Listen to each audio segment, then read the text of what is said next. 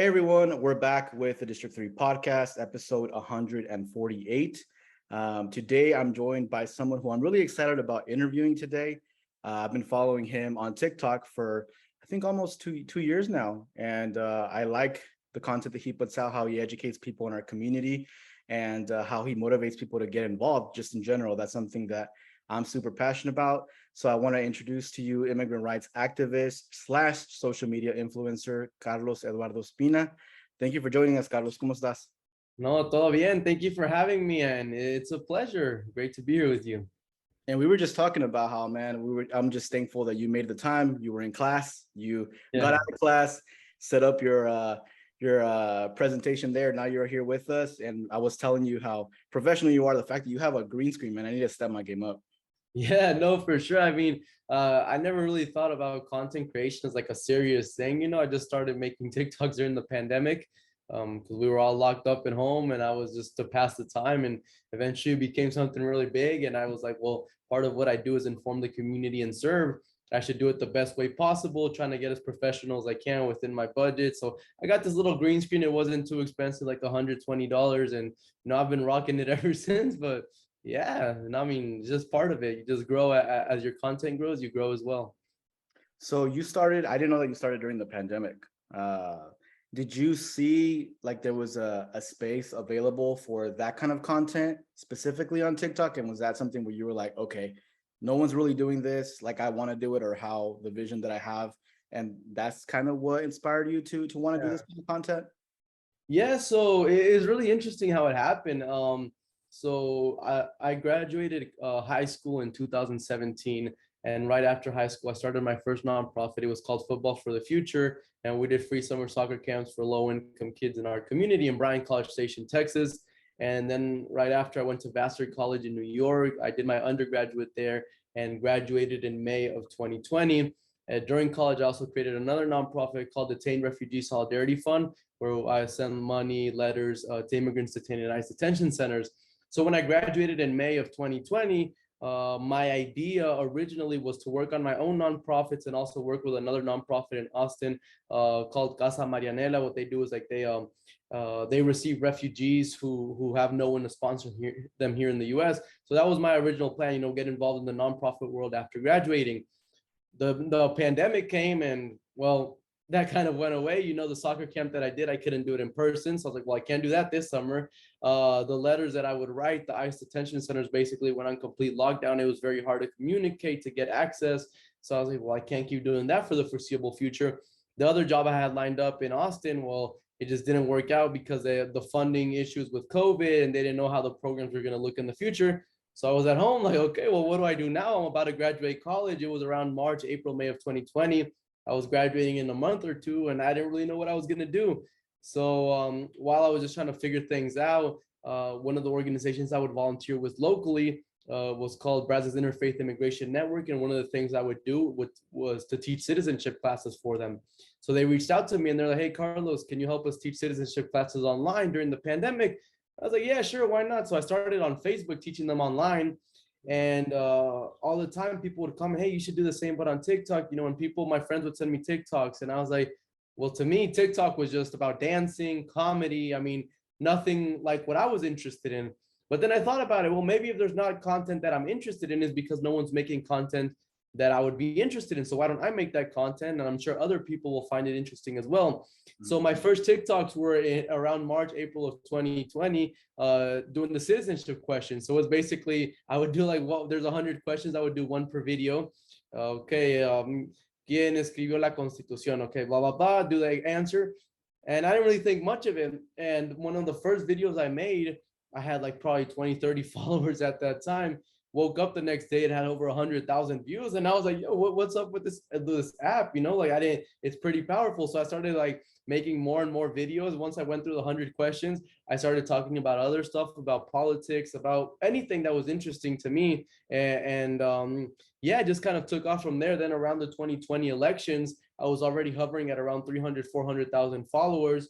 And I did a lot of coverage on the election in Spanish, gave my own personal viewpoints, and that really took off because there was no one else at that time doing the same thing I was doing, all in Spanish. So after the election, I got up to 500,000 followers, and then it just kind of kept going up from there. And I haven't looked back since. Now I use my platform of over 3.7 million followers on TikTok, 600,000 on Facebook, 200 something thousand on Instagram. I use these platforms to inform the community, and then also just see what ways we can support each other, what causes are going on, what movements, etc. And yeah, I've kind of just become my life. Right now I'm in law school because when I started making TikToks, the first thing people would ask me, hey, do you know a lawyer? Do you know a lawyer? I was like, well, why don't I apply to go to law school? Ended up in law school, and now I'm during the day I go to class, and then in the afternoons I study, and when I have time I make content, and that's just kind of how I'm living life right now. So how does it look like for you? For example, you mentioned you have all these TikTok followers, millions. I don't think, if I recall, just because the age of social media is still fairly new, I don't think there's been any activists, specifically in the immigrant rights field, that has had that big of a following, and can be probably very overwhelming. How do you manage that? How do you manage to not let people's opinions? Because I mean, I see your videos, sometimes you post them, sometimes other people will post them, and there's positive and then there's a lot of negative. Yeah. And I don't know about you, but sometimes the negative does affect the most, even if it's just one little one compared to all the positive. How do you deal with all of that? Yeah, and it's one of those things. I mean, I was just never prepared because, like I said, I just started making videos to kill time. And if you would have told me when I started you were gonna have 100,000 followers, let alone over 3.5 million, I would have never believed you. So a lot of it has been learning how to kind of maneuver certain situations and how to react to criticism or people who just hate you for no reason, and also the positivity as well, how to manage all of it. And I've kind of what I've just learned is that social media is one of those places where you can, no matter what you post, there's always going to be someone who agrees with you and someone who doesn't agree with you. And particularly when we're talking about immigration and other kind of controversial topics, political topics that people have really strong opinions about. So at first I would really lose I would lose motivation when I would get negative comments or like really get caught up in them. But then I just learned, I'm like, well, if people are following me, it's because a lot of people agree with what I'm saying. So those negative comments, I started turning them into content. So if you see a lot of my videos, people will say something racist or xenophobic or whatever, and I'll get that comment and I'll reply to that comment, give my own spin to it, and people like the way I respond because they feel the same way. So a lot of it has just been learning how to react to that criticism, and then also just accepting that you're never going to please everyone, and just being comfortable with that. But I think it's all worth it, especially when you move beyond the social media to the real life. I mean, like, it happens very often if I'm in some immigrant space, whether it be like a rally, a protest, or something more informal like a restaurant or just walking, at a mall or whatever. It happens pretty often that someone will recognize me and talk to me and really thank me for the work that I do, and just kind of tell me their life stories. And those positive interactions that have really touched my heart and have made it all worth it. So I think it's just realizing that you're never going to please everyone, but that the most people do, in one way or another, if they follow you, it's because they look up to what you're doing. Makes sense. And going back a little bit more back to just the origin of like why you wanted to do this kind of work, is there something specifically in your past that motivated you to want to get involved in this field? As I was doing my research just on you in general, I think I found something. You can tell me if this is true or not. Like, your dad's a poet. Yeah. He does poetry, and he's pretty popular in Uruguay, right, with his Yeah, poetry. yeah, yeah. Does that is that something that kind of influenced you in the way that you speak? Because you're a very well-spoken, young person. And specifically when you started doing all of this, you were already well-spoken. Yeah. No, so my background is kind of interesting, and I didn't really think about it too much until, I started growing up. I think it happens to all of us. But essentially, my dad migrated from Uruguay to the US in the 80s when there was a dictatorship there. He had just graduated college in Uruguay, and he was working at a local newspaper because his passion was always writing. But obviously, working for a newspaper during a dictatorship is not a very secure career, not something very advisable. So he got an opportunity to come study in the US, and he got a master's, and then he got a PhD. He basically just kept studying as much as he could so he could retain his visa status. And then eventually He became a professor at Texas A&M University, adjusted his status to permanent resident. That was before I was born. And yeah, he was a poet, so he publishes poetry and books in general across Latin America. One of the books he published was in Mexico around 1994-ish, also before I was born. But he met my mom while in Mexico, and I guess they fell in love. That's what they tell me. So they fell in love, and yeah, they just started to start dating. But obviously, my dad had to come back to the U.S. because that's where he was working, and my mom decided to come to the U.S. with him. They had a kid. They got married. They had a kid, which is my older brother, in 1996. But my mom was here with a temporary visa. So she went to an immigration check-in in 1997, and they were like, hey, why did you have a kid in the US? You know, you're here on a temporary visa, supposedly. That doesn't seem very temporary to us. So basically they ripped her visa up, deported her, and then they gave her estos los castigos que los llaman, de 5 años, so de 10 años, something like that. They basically, she had to leave the country and couldn't come back in. So that was in 1997. I still wasn't born, but my dad would go visit her. And in one of those visits, well, she got pregnant with me. When she found out, she decided to move from Mexico to Uruguay because we have more family in Uruguay. And then I was born in Uruguay in 1998. It took her a little over 5 years for her to fix everything, all the issues she had with immigration. Pidió el perdón, como le dicen. Eventually, after a couple of times, they granted it to her, and she was able to come back to the U.S. in around 2003. By that point, I was around 4, 5-ish years old, and I came to the U.S. for the first time. So it's kind of like it's a very complex story, and I'm sure that's not the complete story. There's a lot of stuff, obviously, for personal reasons that it really affected my parents. Thankfully, I wasn't old enough to remember any of that, but it kind of just marked me ever since. You know, it's just like it was something that would be talked about here and then, but always one of those things you want to kind of move past from. But growing up in Texas, I mean, I was in a dual language program in school. So all my friends through soccer and through school were immigrants, mostly from Mexico and from Central America. So I just kind of grew up in that environment. And, you know, you would have friends, some whose parents weren't documented, but they were citizens, other kids who weren't documented straight up, other people who kind of came from mixed status families. So it just really depended. But growing up, you don't really notice a lot of those things. You know, it's just the way the world is. And as I started growing up more, I kind of got interested, you know, like once I got a high school age, I was like, well, why does this happen in our community and it doesn't happen in other communities? Why are they deporting my friends' families, but not other people that I know? And you just kind of start getting interested in those things. And that also coincided with 2 other major events, one of which was the 2016 elections around 2015, which got me, and I think for a lot of young people, was a political awakening, got us really interested in politics. And then also there was a big surge of my unaccompanied minors coming from Central America, a lot of which ended up at my high school. And, you know, I kind of learned from that perspective as well. So a lot of things just kind of collided. And I was like, you know, I grew up from an immigrant background. All my friends are immigrants. These elections are going on. I'm really interested in immigration. A bunch of my friends who are like, I made new friends who are immigrants who just came 1-2 years ago. So I just kind of got involved in that environment and started seeing, I mean, myself in this environment, in these spaces. And as far as like the language goes and the expressing myself, one thing my parents were always really big on was that I had to speak Spanish at home. They always told me you're going to learn English in school. So at the house, you can only speak Spanish. So till this day, I only speak Spanish with my parents. And I think I'm really grateful for that, because when I was young, I didn't understand. But now that I'm older and I'm able to communicate in both English and Spanish, it's something that I'm really grateful to my parents for having instilled those values in me. And I hope to pass them off to my children whenever I have them. Interesting, because I always feel like there's always something. There's always something that motivates people to want to get involved in a specific issue. You know, like for me, my best friends in high school were all undocumented, and my wife is on DACA.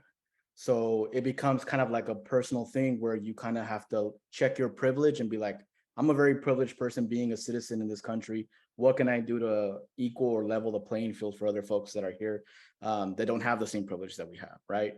Exactly. Yeah, and that's how I felt a lot as well. You know, like growing up, I was like, you know, I have the privilege of being a citizen. I'm completely fluent. So like, how can I do this? Or how can I use these privileges that I have to help others who don't have the same privileges?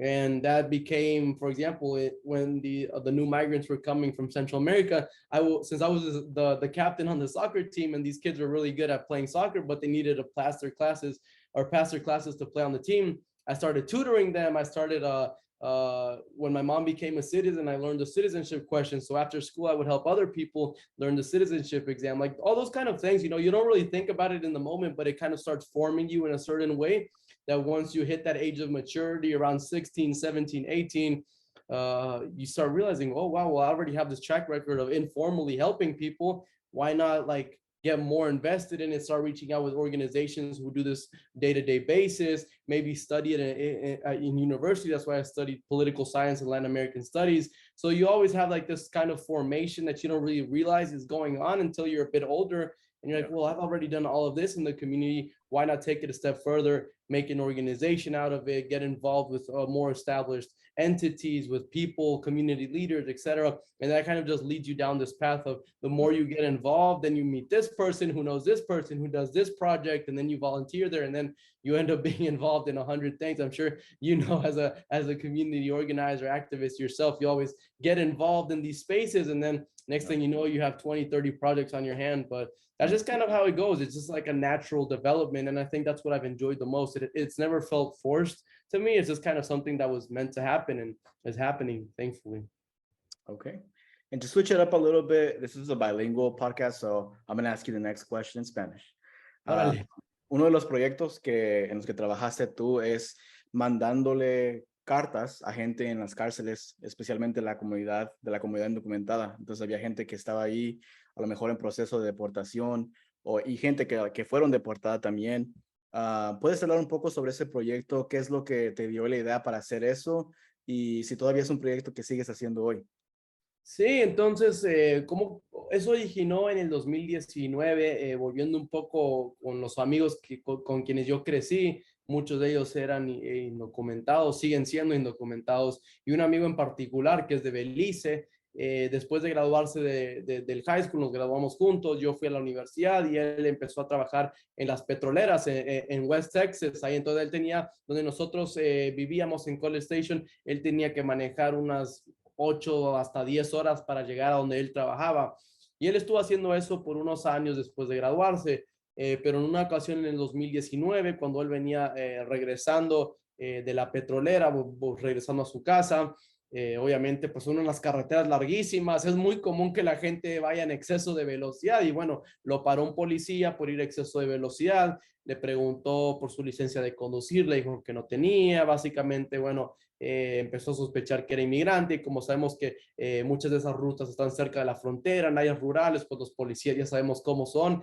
El punto es que luego terminó en la prisión del condado por manejar con no licencia y por ir manejando sobre velocidad y luego vieron que no tenía un estatus migratorio y lo enviaron a un centro de detención de inmigración. Se llama el South Texas Detention Complex en Pearsall, en la ciudad de Pearsall, que queda como a 1 hora de San Antonio. Él estando ahí, cualquier persona que conoce el proceso de deportación, uno de los componentes es que le tienes que probar al juez que tú mereces permanecer aquí en Estados Unidos y un aspecto de eso son las cartas de personas ciudadanas que te conocen, que básicamente pueden decir esta es una buena persona, trabajadora, que merece quedarse en el país. Entonces, él me pidió que yo le escribiera una carta al juez, entonces yo le escribí esa carta, pero también él estando ahí adentro, pues obviamente uno se siente aislado. Entonces hablábamos de vez en cuando por el teléfono y yo en una ocasión le pregunté, oye, ¿y no hay como otras personas ahí detenidas contigo que quizás no tengan nadie con quien hablar? Porque en este caso tú ya tienes una vida aquí, tienes amigos, tienes familiares, pero alguien más. Y me contó, sí, mira, hay mucha gente, particularmente los que vienen solicitando asilo y fueron detenidos. Esto fue obviamente durante la época de Trump, donde estaban repletos los centros de detención. Hay mucha gente aquí que no tiene nadie que los apoye. Tan siquiera mandarle unos 5 o 10 dólares para hacer llamadas, o sea, no tienen nada de apoyo. Y dije, bueno, pregúntale si puedo yo comunicarme con ellos, pásame su información. Y dijo, está bien.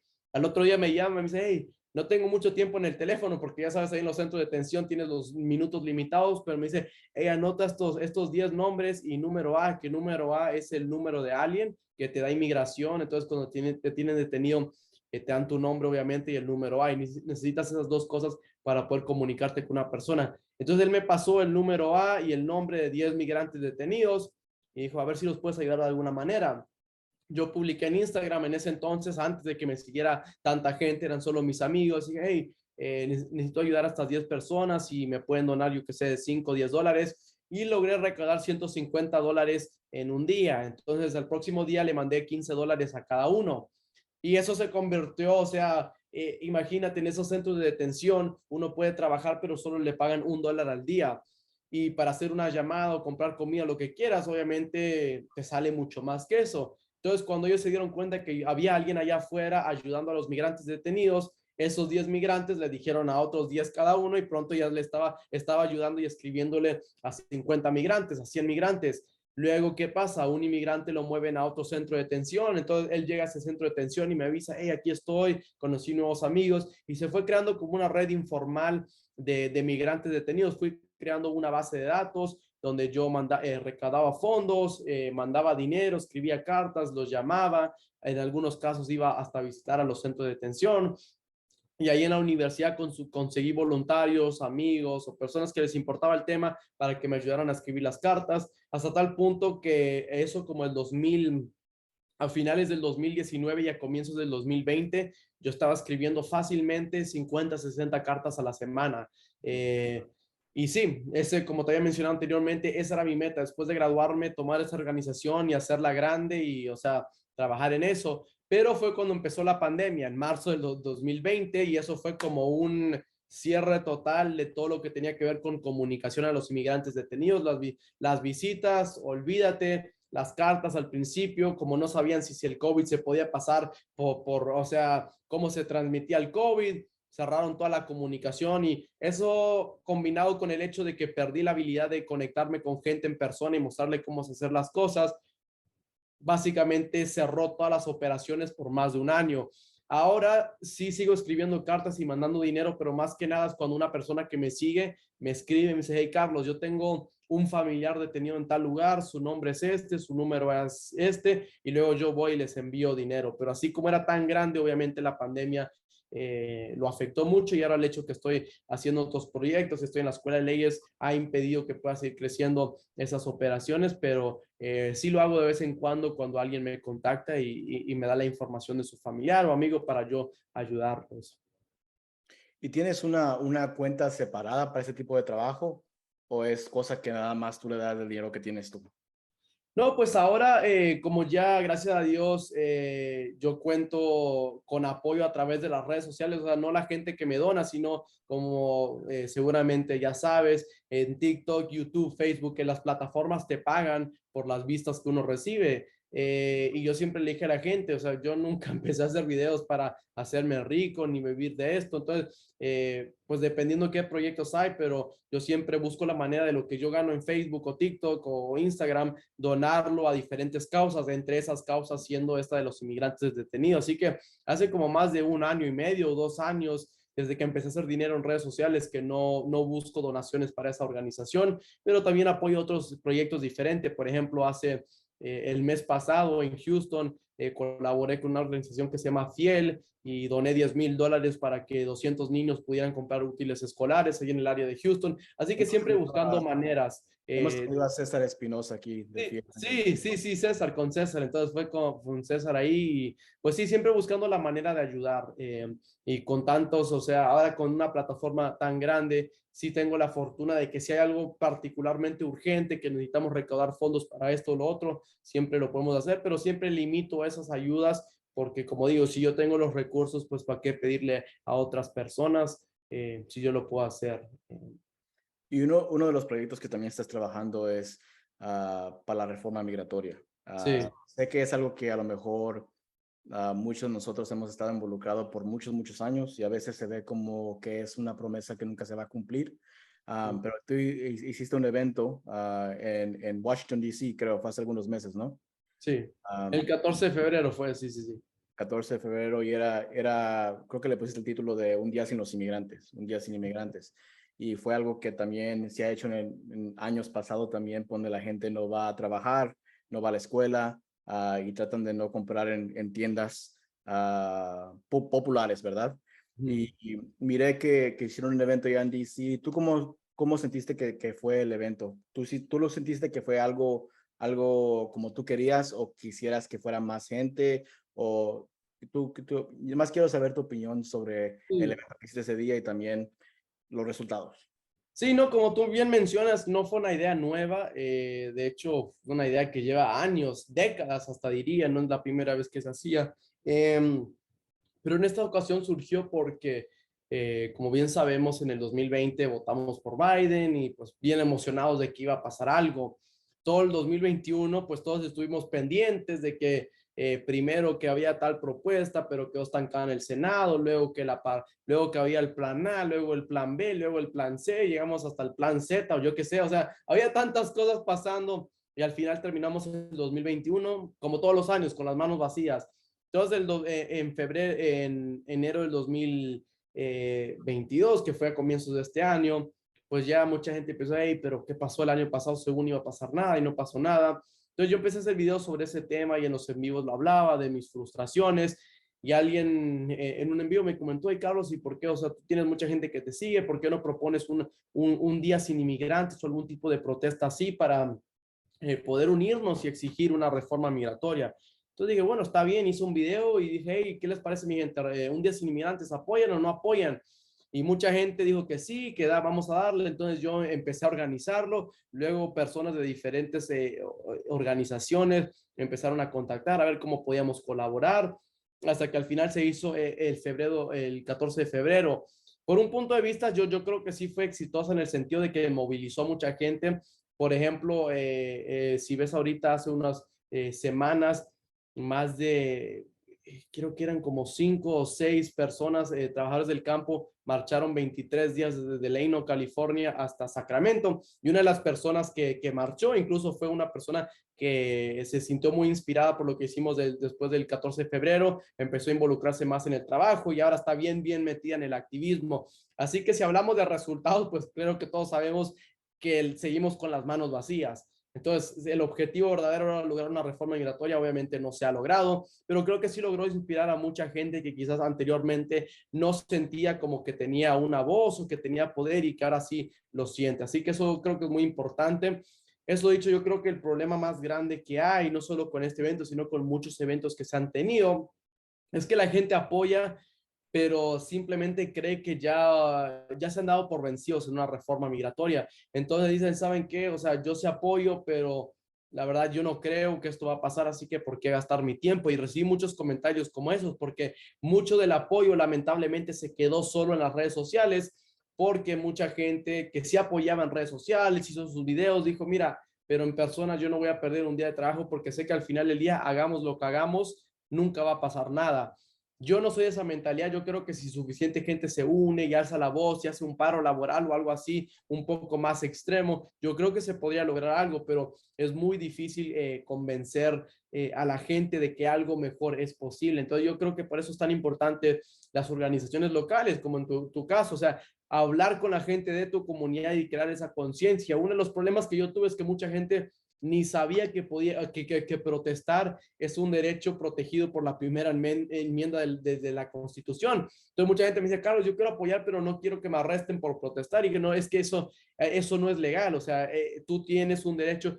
Entonces yo me di cuenta después de eso que sí hay mucho apoyo, obviamente la gente sí quiere una reforma migratoria, pero que aún nos falta mucho trabajo por hacer en el ámbito de educar a nuestras comunidades y educarnos a nosotros mismos. O sea, todos siempre tenemos que seguir aprendiendo y aprendiendo nuevas estrategias y cómo está la situación política. Así que en lo personal fue un gran aprendizaje para mí y a la vez creo que motivó a mucha gente para seguir adelante, pero a la vez, siendo realista, no logramos el objetivo verdadero, que era una reforma, pero ni modo, la lucha sigue. I feel like there's different successes, right? Like there's Yeah. obviously like the big success, which would be like passing immigration reform, but Mm. motivating someone to get involved in the movement, someone coming out to their event out to an event for the first time, I think Yeah. it's also a win. So I think there's like wins in there in what you did, you know, and Yeah. hopefully that immigration reform is something that we're able to see in our lifetime. How do you feel about the promise of that? Do you feel like it's attainable? I know that there's a lot of Mm. people that are just very pessimistic or just don't think that it's something that can happen in their lifetime, unfortunately. I think I guess I have two answers to that. I think it is possible, but I don't think it's going to be possible the way most people think it's going to happen. I feel like most people think, oh, if we just vote enough Democrats or, organize how we've always been organizing, we're going to achieve it eventually. I think that it is attainable. I think it is attainable within our lifetime, but I think it will require for us to think outside of the box, or think of different strategies that we haven't been doing in the past few years. For example, I'm not too confident that the day we have 60 or 65 or 70 Democrats in the Senate, I still don't think it's going to be something that they're going to be very adamant about. I think to achieve an immigration reform is going to require some sort of action like Un Día Sin Inmigrantes, but on a very, very large scale, or some sort of paralyzing of the country, whether it be through a strike or through mass protest or something like that, that really puts immigration at the forefront of social issues. Because I think right now, the people who are impacted by it, whether it be directly or because they're in close proximity to someone who is directly impacted by it, are very passionate about the issue. But outside of that, most people don't care what happens to immigrants. They care what happens to themselves. So I think there needs to be some sort of action that disrupts the way of traditionally doing things in the US. That's kind of what happened with Cesar Chavez and the grapes. People didn't care about immigrants, they cared about grapes. All of a sudden, they don't have grapes on their table, and now they care about immigrants, but not because they really care about immigrants, but because they care about grapes. I think the same has to happen. I think the power for an immigration reform is within the community. Imagine if restaurants went on strike, all the restaurants that have immigrant workers stopped working for a week. I mean, that would really inconvenience people who would otherwise be indifferent about an immigration reform, and would allow the movement to grow in strength. Because I think for this to be possible, we need to include more people than just immigrants and the people in close proximity to them. And how do we get to those people? It requires some sort of mass action, whether it be disruption of the supply chain, whether that look like farm workers going on strike, or the los troqueros going on strike, or whatever that may look like. But I think we have to be more creative in our strategies, and I think we also need to do a lot more long-term planning, in the sense that I feel like right now with the immigration reform battle, we're have like a different battle every couple of months. First it was the battle to make the parliamentarian do this, then it was a battle to plan A, then plan B, then plan C. Now some people are fighting for TPS, other people are fighting for DACA extension, to the point where most people don't even know what exactly we're fighting for. I think we need to stick to one message, to one goal, unify behind that goal, and I mean just really work on that at a local level, at a state level, and obviously at a federal level. So whether it's obtainable, I have no doubt that it is. Now, how long that's gonna take? I mean, I think that's the $1,000,000 question. I don't want to be 60, 70 year old and still waiting for it, but I'm still optimistic. Specifically because our parents and grandparents have been, and uncles and aunts have been waiting forever. Yeah. Like, I think you said something, I forgot what video it was that I was watching of you, where you said something about how people have been fighting for immigration reform like before you were even born. Like there's folks that have been waiting here forever without any status, and they still continue to be here.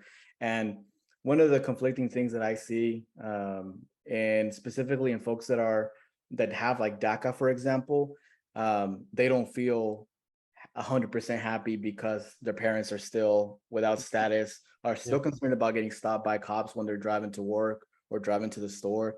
So I really do hope that in our lifetime we're able to see some sort of change. But I agree with you when you say that I don't think it's going to be the way that we want it to be or envision it. Like I feel like it's, unfortunately, in politics, it's kind of like you get one thing and then one other thing you don't get in order for people to agree to pass legislation.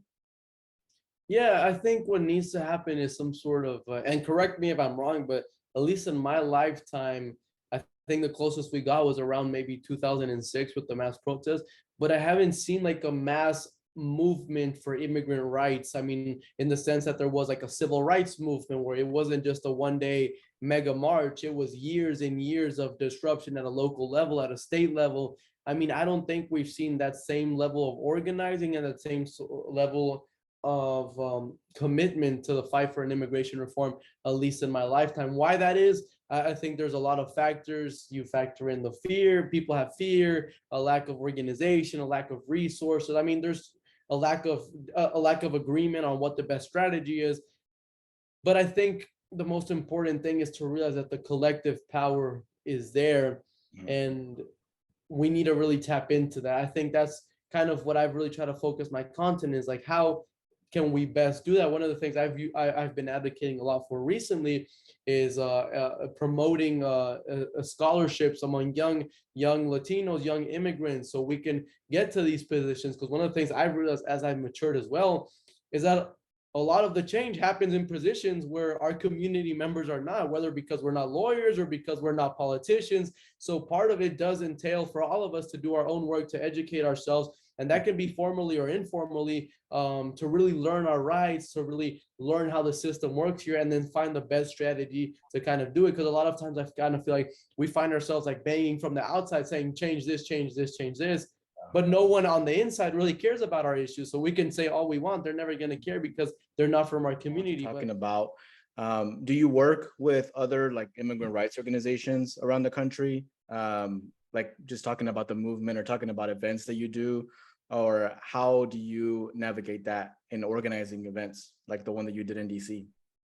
Yeah, so yes and no. I do collaborate, just not, I don't work with any organization formally in the sense that I'm not like an employee of any organization, or I don't have like a standing commitment with any organization, but it has been often the occasions where an organization is planning something, whether it be in DC or somewhere else, and they ask me to collaborate with them, whether it be to go to the event or to just help promote it generally. And I do the same on certain occasions. For example, like I was just mentioning with Fiel, that we did an event in Houston, but I don't work with Fiel.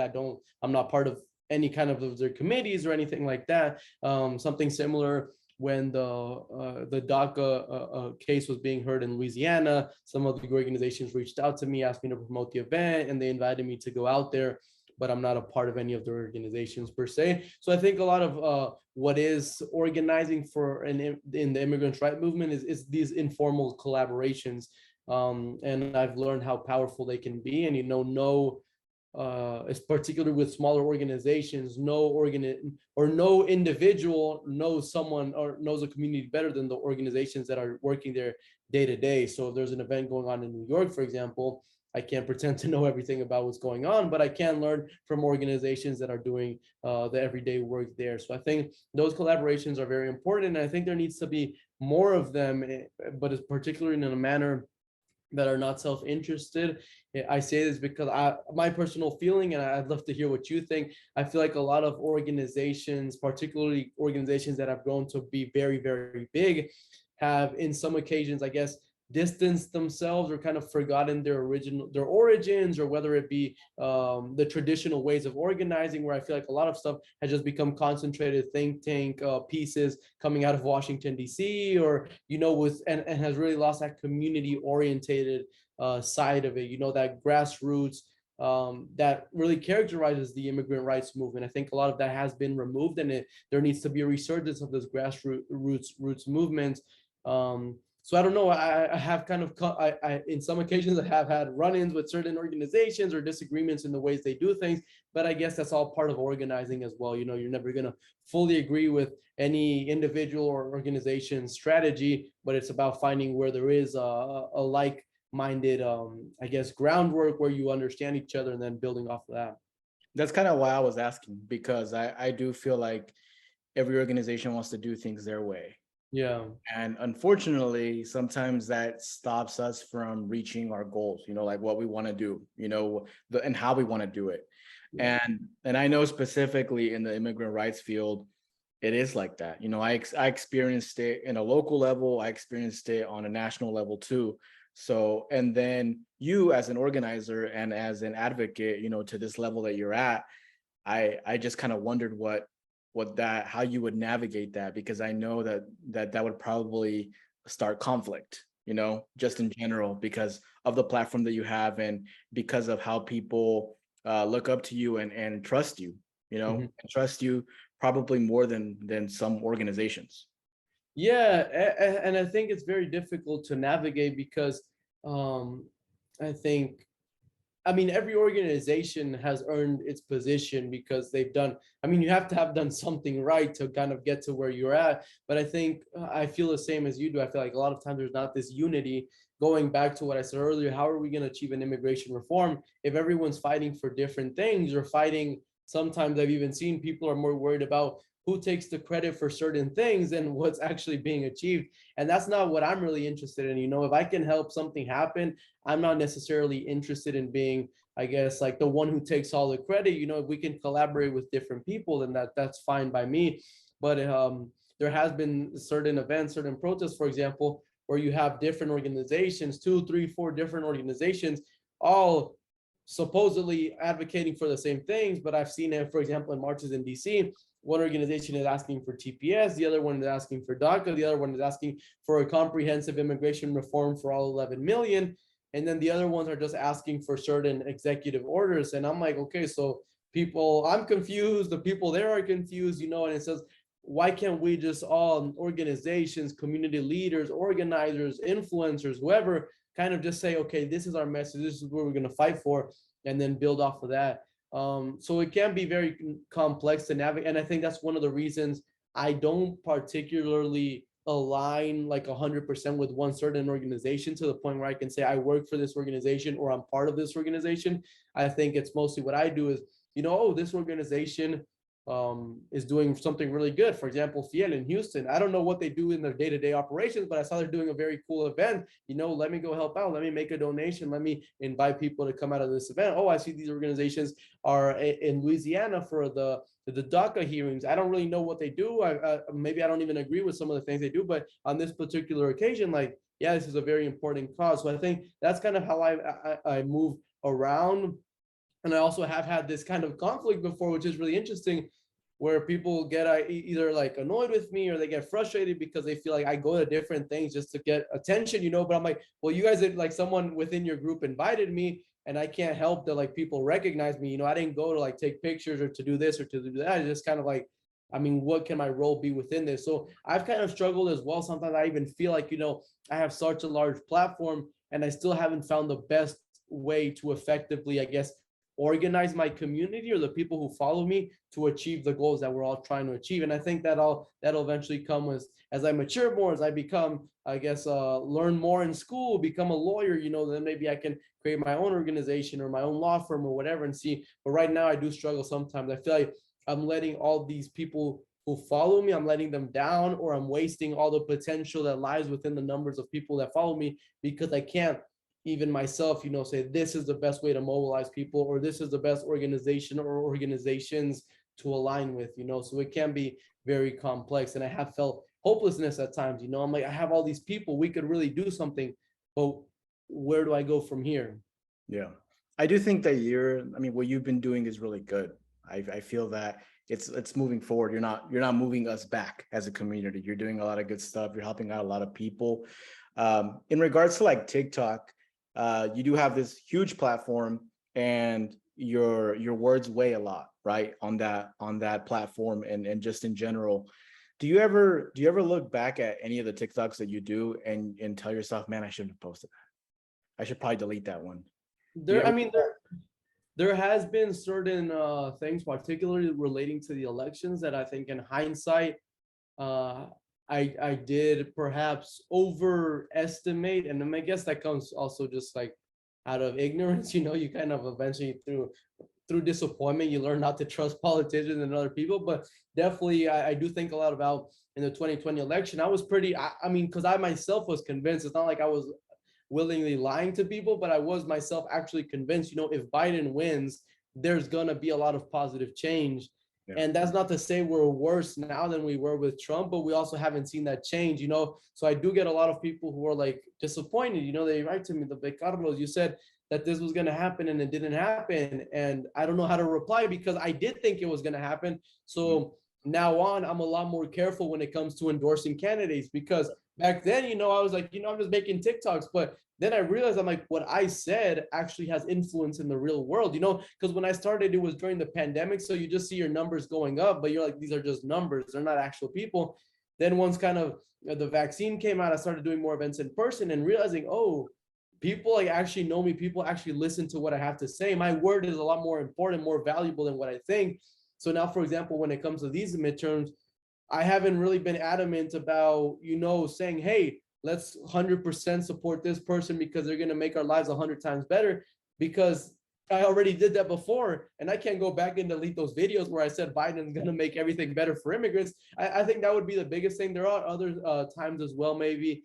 I would say where I feel like I maybe could have, I don't know, like there's certain topics, for example, about like asylum or other immigration processes that I think sometimes by just saying how the reality is has maybe disappointed some people, or like created, there's a lot of conflict between people who had just arrived here, who have been here for 20 years, 30 years. So I've made videos, for example, like openly supporting, like, like new programs for migrants who just arrived, and that in one way, without even thinking about it, made other people angry, like, hey, what about us? So I think a lot of it is just learning how to frame certain issues, how to talk about them. And I think I have matured a lot as far as like my communication skills go and what content I choose to put out there. Also, I've kind of tried to step away a lot from some of this negative content. I mean, there's just so much negativity towards immigrants in general. And, a lot of time, every time there would be a negative event, I would make a video about it, talk about it. I still do that from time to time, but I've kind of learned to, focus a little bit more on the positivity, because if I transmit negativity, that all this stuff is happening, that gets to people, and then we just end up becoming, I guess, a negative. My content just becomes negative, and I kind of want to focus more on the positive. So I have learned a lot, and there are certain videos I'm like, oh, in hindsight, I was wrong when I said that, but it's kind of maturing and growing and realizing to not really trust in politicians in particular. Talking about politicians, you're in Texas. Yeah. Beto's running for governor. Opinions on that? Yeah, so even in that case, for example, because Beto, I mean, obviously, I'm not gonna say, oh, he's terrible. I think he's miles better than Greg Abbott. But for example, I went to one of his town halls and I asked him about whether he would support a driver's license for undocumented migrants, and he didn't say no, but he didn't say yes either. He kind of just gave a lot of like, we need to fix our immigration system and like all this stuff, but never really addressed the question. I don't know, maybe he doesn't even know that's an issue. Like, but the point being that, yes, I've told people on occasions, yes, I support Beto. I would vote for him if you're in Texas, I would vote for him. But I'm not gonna do like I did for Biden. I mean, like leading up to the 2020 elections, I'm talking, I would do like 3-4 videos every single day about like register to vote, get out to vote. This is gonna improve our lives so much more. And I don't regret it fully, because I think we're in a better place with Biden than we were under Trump. But I do think it gave people a lot of false hope, and that's why I think, when it comes to an immigration reform, we really have to evaluate, are we going to achieve it by just voting for candidates every 2-4 years and give people this idea that if we vote for Beto, everything's going to get better for migrants in Texas? 2 years ago, I would have said, yes, everything's going to get so much better for migrants under Beto. Now I'm a lot more cautious. Yes, Beto might improve some things, but the real changes that we need are not going to happen this way. That's just my perspective. And I think I also need to be careful with that, so I don't give people this false hope. Then the more you get people's hopes up, the bigger the disappointment is. So I think now I've tried to be a lot more realistic and a lot more, I guess, neutral, nonpartisan, whatever you want to call it, just realistic in a sense. Yeah, that makes sense to me. I relate a lot to that, where I never went full on Biden just because I knew, like, the Obama administration deported the most undocumented immigrants in the country's history. So for me, I was well aware of that. But I do understand, the complexity of specifically with you, with your platform, of how, like, you acknowledged, and going forward, you got to be more careful with what you say. Por eso te quería preguntar sobre Nayib Bukele, porque yo me siento muy diferente sobre él, ¿verdad? Yo siento como que la comunidad salvadoreña son gran fans de Nayib. Sí. El problema que tengo yo con Nayib es tanta gente que mete en la cárcel que a lo mejor no son gente que han hecho cosas malas, porque veo que meten a un montón de gente y nosotros no sabemos, y la gente no sabe, quién de verdad hizo algo mal y quién no hizo algo mal, ¿verdad? Y los derechos humanos de las personas están siendo violadas. Sí. Entonces, te quería preguntar qué son tus pensamientos sobre él, si has escuchado sobre ese tema de gente que a lo mejor no sea 100% culpable, que está en la cárcel y de las violaciones de derechos humanos que están reportando de ese país. Sí, claro, entonces el tema de Nayib Bukele es muy interesante porque incluso, o sea, todo lo que tiene que ver con política, ¿cómo se llama? Centroamericana y pues lo que sea fuera aquí Estados Unidos, porque yo la verdad no estaba muy, o sea, yo tenía amistades centroamericanas, pero yo nunca estuve muy enfocado en el lado político hasta que empecé a hacer contenido y mucha gente me empezó a conversar y una de las cosas que yo siempre he pensado con el tema de inmigración es que muchos creemos, bueno, que una reforma migratoria aquí en Estados Unidos va a ser la solución para el tema de inmigración, pero la gente al final del día lo que quiere es nunca tener que irse de su país en el primer lugar. Y yo creo que eso es algo muy importante que no existe en el discurso migratorio aquí en Estados Unidos, porque muchas veces yo creo que hablamos de la inmigración como que es algo inevitable, que hasta cierto punto sí lo es. La gente siempre se va a mover de una manera u otra, pero sí hay maneras de reducir la inmigración y no de la manera que habla Donald Trump, sino de una manera humana. O sea, la gente inmigra no por gusto, sino por necesidad. Entonces yo me empecé a interesar mucho, ¿okay? ¿Cómo podemos reformar las condiciones en Centroamérica, en Sudamérica, para que la gente no emigre? Yo empecé a estudiar mucho y también a la vez hablar con la gente, los migrantes que ya están aquí, o incluso yo tengo gente que me sigue de otras partes del mundo, hablando de El Salvador en particular, tengo bastantes seguidores de estos países. Y bueno, ellos siempre me decían, Nayib Bukele es una gran persona, lo apoyamos 100%. Y dije, bueno, ¿por qué será? Me empecé a estudiar y bueno, aprendí mucho la historia de lo que es El Salvador. Y desde mi punto de vista, como tú dices, sí hay ciertas cosas que no se están haciendo bien, pero a la vez es como no sé, tiene que haber cierto balance en el sentido de que cuál es la solución, porque yo creo que eh, las cosas están tan mal en ciertos países como El Salvador que se necesitan este tipo de políticas extremas que, siendo sincero, han funcionado. Si tú ves los números de la gente de El Salvador inmigrando, han disminuido muchísimo desde que entró Nayib Bukele a la presidencia. No solo eso, los índices de violencia. Yo estaba viendo un reportaje el otro día de CNN que El Salvador pasó de ser el país más violento en todo el mundo, no solo en Latinoamérica, en todo el mundo, a ser uno de los más seguros en toda Latinoamérica. Entonces yo me pongo a pensar, bueno, yo quizás no esté 100% de acuerdo con todo, pero si yo fuera un salvadoreño viviendo en El Salvador y no puedo vivir en paz por la violencia, pues yo probablemente me sentiría lo mismo. Entonces yo empecé a hacer eso, a hablar directamente con la gente impactada por estas políticas. Y sí he escuchado un poco de todo, pero yo diría el 90-95% de la gente apoya. Y yo lo que digo en mis videos, más que nada, es no necesariamente soy súper fan de Nayib Bukele, sino más que nada, yo lo que digo es, yo respeto lo que la gente de ese país, como decía Benito Juárez, el respeto al derecho ajeno es la paz. Si la gente de El Salvador quiera a Nayib Bukele por algo, será, y hasta donde yo sé, todo lo que ha, pues la manera en que llegó a poder y todo, la manera que adquirió el poder ha sido democráticamente porque la gente lo apoyó.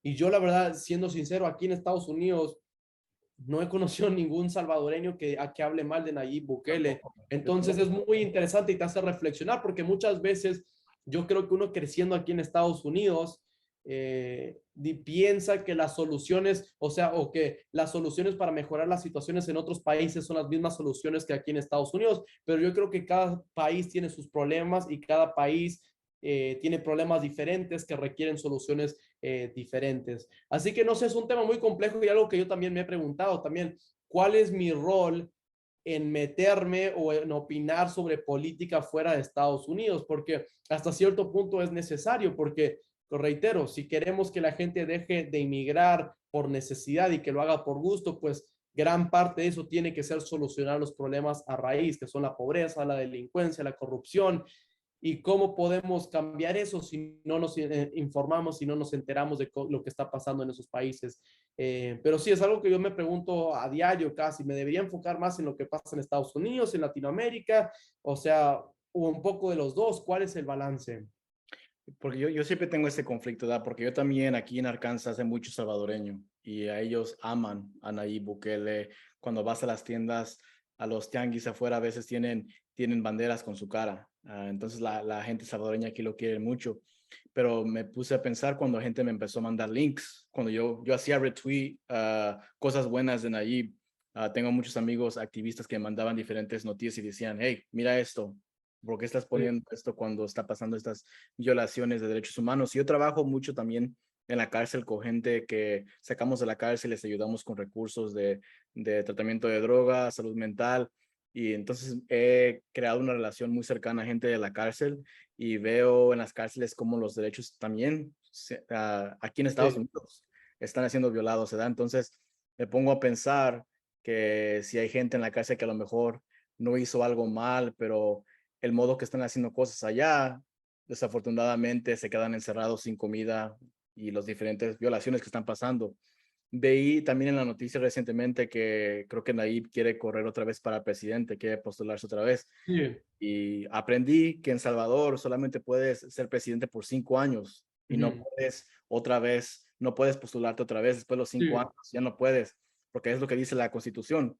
Pero creo que Nayib quiere intentar, creo que hacer un cambio en la Constitución para que pueda correr sí, por sí, sí, primera sí, vez, así es. 2 veces. Entonces, no sé, se me hace la situación complicada, pero yo estoy en Estados Unidos, yo solamente veo lo que dicen las noticias, ¿verdad? No sé exactamente 100% cómo están las cosas. Sí, y yo creo que ese es el gran conflicto, por eso yo siempre, o sea, yo soy alguien que confía mucho en la gente y yo digo, bueno, si la gente en El Salvador lo apoya y está a favor, o sea, ¿quién soy yo para decir lo contrario?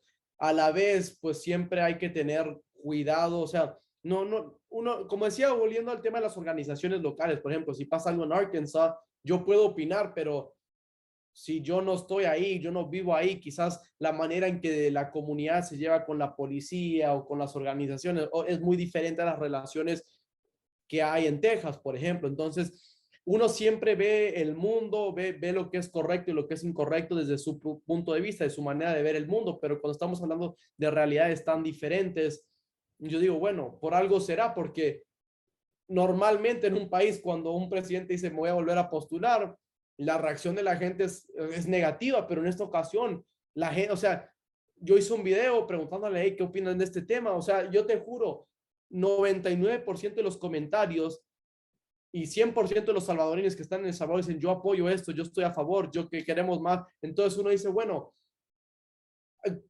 como dicen también mucho, por ejemplo, en el activismo hablamos mucho de centrar las voces de la gente directamente afectada. Entonces, ¿cómo podemos hacer eso y a la vez ir en contra de lo que dice? Es muy complejo. Yo todavía no tengo mis opiniones 100% formadas, pero a la vez siento que hasta cierto punto debo respetar lo que la gente, lo que la gente está pidiendo. Ujú. Lo único que te digo en eso es que, por ejemplo, si le preguntas a la comunidad latina aquí en los Estados Unidos, ¿qué es lo que tú piensas de la policía? Mm, Normalmente van a decir que está bien que estén en las escuelas, que está bien que hagan más sí, policías para que haya más seguridad. No sí, necesariamente significa que es bueno, ¿verdad? Porque la gente que a lo mejor ve las noticias o ve las estadísticas de violencia que pasa aquí, especialmente como con la comunidad negra, sí, los activistas y la gente que está involucrado en todo son los que a lo mejor ven y entienden eso, pero nuestros papás, nuestros familiares, su modo de pensar es que la policía está aquí para hacer bien, ¿verdad? Entonces, yo creo, en mi opinión, yo creo que es bueno no ir 100% a algo porque en el futuro puede pasar algo y uno queda mal, ¿verdad? Porque uno dijo 100% esto está bien, sí, 100% este candidato está bien, como tú has dicho. Entonces, sí. para mí es algo un poco difícil, ¿verdad? Porque ves las noticias, pero ves la comunidad que está diciendo que esta persona es bueno para su país.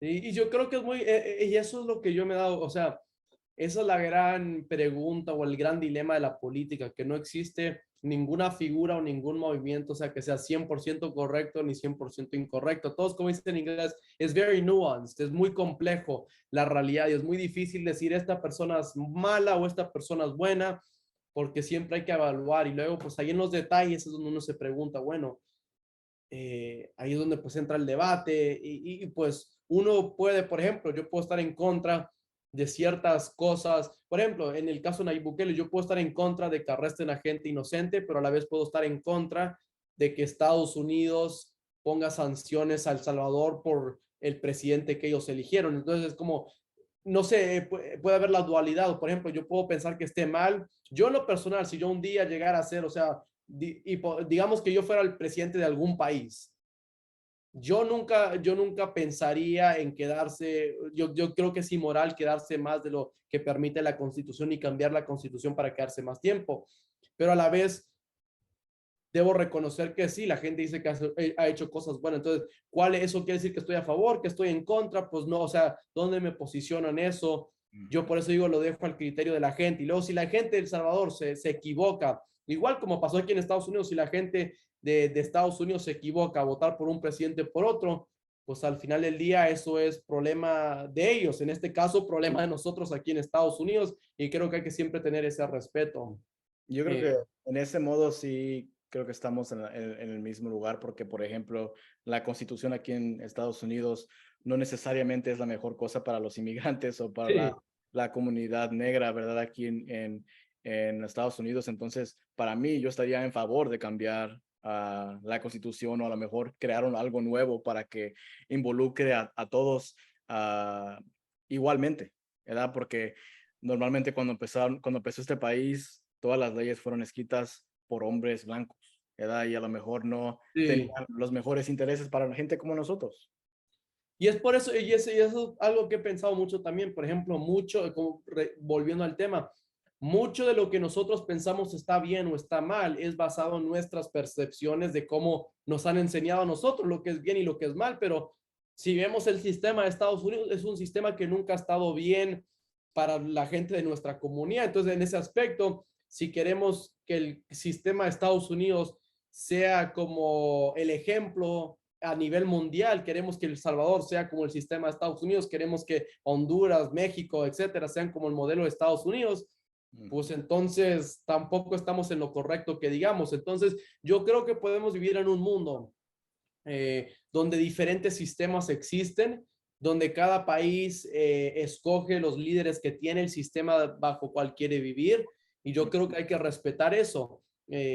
Obviamente, si no puedes llevar eso a un extremo donde ignorar si hay violaciones claras de derechos humanos o genocidios o lo que sea, tampoco puedo decir, bueno, la gente de ese país escogió por eso. O sea, tiene que haber cierto punto de donde uno tiene, la comunidad internacional tiene que opinar, pero a la vez también tiene que haber cierto punto de respeto. Ahora, ¿dónde está la línea entre respetar e involucrarse en los asuntos de otros países? Creo que cada quien tiene sus opiniones, pero en este caso, específicamente hablando de El Salvador, yo me siento con confianza de que la gente de El Salvador está tomando la decisión correcta, y es lo que reitero. Por ejemplo, Venezuela, yo critico el gobierno de Venezuela porque yo no, o sea, yo en mi experiencia no he conocido un venezolano que defienda el gobierno de Venezuela, pero en el caso de El Salvador es totalmente opuesto. No he conocido un salvadoreño que critique al actual gobierno. Entonces te hace, pues, pensar, ¿no? Como dicen, el pueblo sabe lo que es mejor para el pueblo, pero quizás el pueblo en algunas ocasiones se equivoca, y eso pues solo lo podrá contar, lo sabremos a lo largo del tiempo. Mm. I watched an old video of yours where you said you were interested in running for office, possibly in the future. Is that something that's closer now than ever, that you want to get involved in that? I think it's mostly, like I've said before, it is if people want me to. Like most of my life, I have kind of just learned to not plan things too far ahead. For example, 2 years ago, you would have told me you're going to have these many followers on TikTok. I wouldn't have believed you, because my plan was to be working for a nonprofit, at most running my own nonprofit, but never being in these situations that I am right now. So I think running for office, I think, is very important. It's personally something that if I did do, I wouldn't do it out of pleasure. I would do it because people asked me to, and because I feel like I need to represent the community. I feel like it is possibly something very stressful and just not something that I really want to be in. But at the same time, you look at the people who are representing our community or representing us in Congress, and there is very little people representing our community. So it goes back to what we talked about, having privilege and having the ability to speak English and speak Spanish and being U.S. citizens. Sometimes, and there's been a lot of times that I've done it where I've done things or I've made sacrifices that I didn't necessarily want to do, but it's what's best for the community. So if there is an opportunity, whether it be something locally, statewide, federal, who knows? I guess only time will tell. But I think right now I'm really trying to keep my options open, whether it be a lawyer, whether it be a nonprofit director, whether it be a politician, whether it be whatever, kind of just seeing what the community needs at that time. And going back to, I think, the driving motive in my views for most things is the community. El pueblo dirá lo que el pueblo quiere. The people will tell you what the people want. If they want me to run for office, well, eventually, then I will. If they don't, then I won't, But right now, I'm just focused on helping people in the capacity that I'm able to right now, making content, focusing on finishing law school, and then whatever happens after happens. That said, I 100% believe that we need more representation of our community in these positions of power if we do want to achieve change. So whether that's me, whether that's you, whether that's anyone else, I always support more Latinos, more immigrants running for office, getting involved politically, just taking up those spaces that traditionally haven't been afforded to us. And if you were to run for office, would it be in Texas? Oh man, I mean, to me, Texas is my home. I guess it's a question you struggled with as well. What is home? You told me you're from California, but you live in Arkansas now. I don't know exactly where your family is from originally, but I'm sure you know.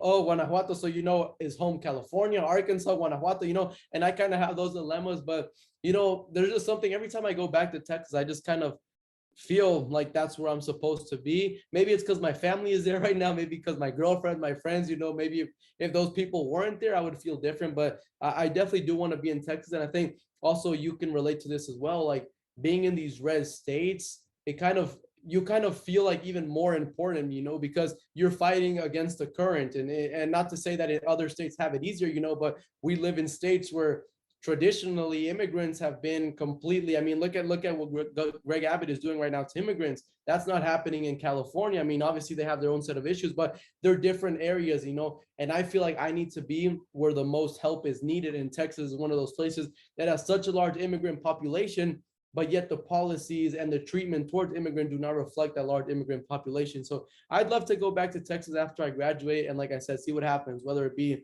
nonprofit work, whether it just be as an attorney, whether it just be in politics, local or state or whatever. But I do want to go back to Texas eventually. Sounds good. Well, my last question is, who are you rooting for in the World Cup, Uruguay or Mexico?